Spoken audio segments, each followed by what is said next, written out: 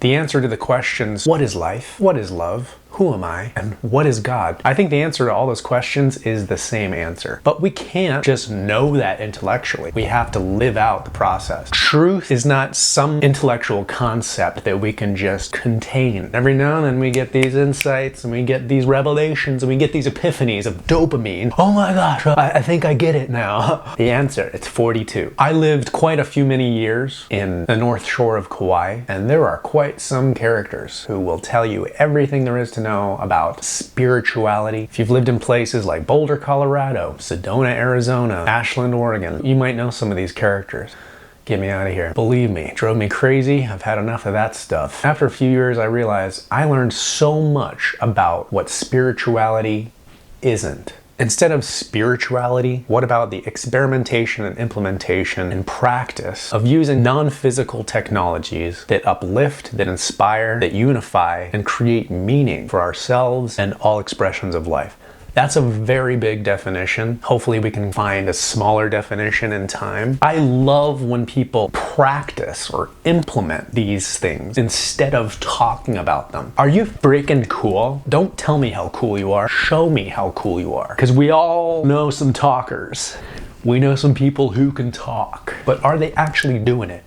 Those are people I like to imitate. I want to copy that. My dear friend and lifestyle wizard, Spencer Mack, he's always said to me, all the things you admire about your heroes, they're actually aspects of you being revealed through these other selves. So what are those qualities? What are the expressions of love in today's culture? In the original OG self-help book, Dale Carnegie's How to Win Friends and Influence People, I recommend listening to the Audible version because the guy kind of speaks with this very old speech, and he's just got a mouthful of chewing gum.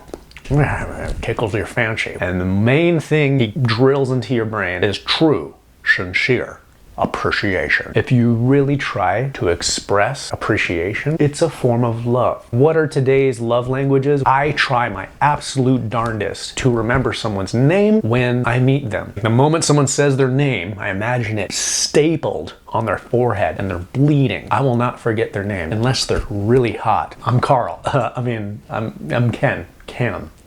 How do I experience love? For any of y'all want to be my people or my friends or my future wife, the way I experience love is acts of service. There was this one person at work that always had this enthusiastic playfulness, like where these kids at summer camp and were playing capture the flag. She almost reminded me that we're on this epic mission, this game. That spirit, I feel seen, appreciated, loved. I think we all just want to be reminded that we're in this playful game, that we're valuable players. Why would the game master place you in the game if you weren't innately indispensable, if you weren't inherently imperative? We need you. We're in this game together. Oh, God really flubbed up on that person.